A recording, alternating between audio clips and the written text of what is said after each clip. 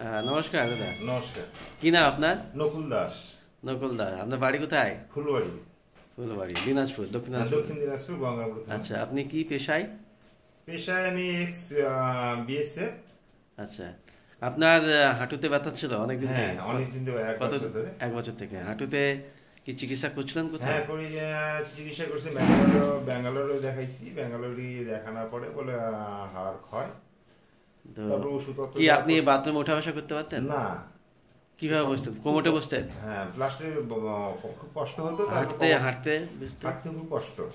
তো এই পার্থদা আপনার কি বললেন প্রথমে? পার্থদা আমার বন্ধু প্লাস আমার ভগ্নিপতি। আচ্ছা, কি বললো? কি বলেন উনি? কি বললেন?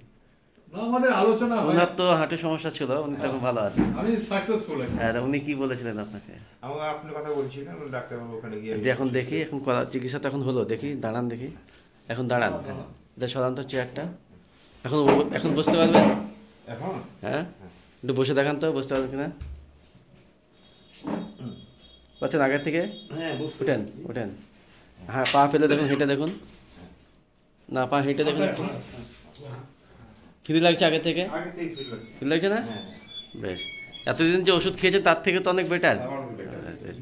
এবার আমি যে ওষুধগুলো দিয়েছি, যা লাগানো দিয়েছি, খান। আর একবার সামনের মাসে দেখবো কেমন থাকছেন। আশা করছি ঠিক আছে অনেকটা। যেমন পার্থদা ফিট, আপনিও ফিট হবেন। ঠিক আছে? Thank you. ঠিক আছে, থ্যাংক ইউ।